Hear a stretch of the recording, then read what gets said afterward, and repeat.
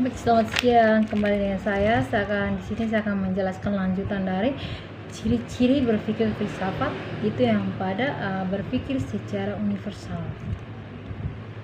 Jadi ciri-ciri filsafat berpikir secara universal atau umum, perlu kita ketahui bahwa berpikir universal dalam filsafat itu adalah berpikir yang menyeluruh, mencari suatu kebenaran dan mengali kenyataan hingga ke akar-akarnya, ya.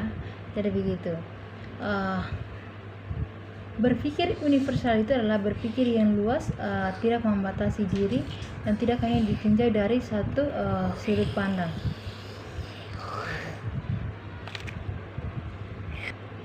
Terus yang berikut itu adalah berpikir universal dalam filsafat itu adalah pemikiran yang mencari gagasan-gagasan, pemikiran yang bersifat universal yang dapat berlaku di suatu tempat. Jadi begitu, itu namanya berpikir secara universal. Yang berikut tentang berpikir secara konseptual dalam filsafat. Berpikir secara konseptual dalam filsafat adalah berpikir yang menyeluruh, radikal, dan analitis untuk memahami hakikat segala sesuatu. Pemikiran ini menggunakan akal budi untuk menyelidiki sebab-sebab yang terjadi.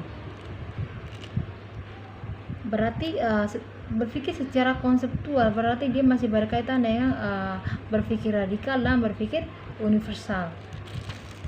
Ciri-ciri berpikir filsafat itu yang pertama itu berpikir universal, berpikir radikal.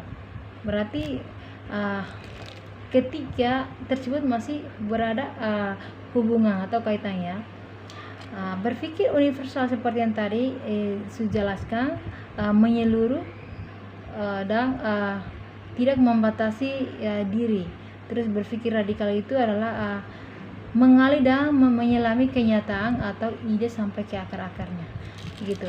Terus ada juga berpikir kreatif, berpikir kreatif inovatif, itu tidak terkungkung dalam dogma atau ideologi yang betul. Jadi begitu. Terus berpikir secara sistematis dan analitis, itu selalu berpikir logis dan teratur.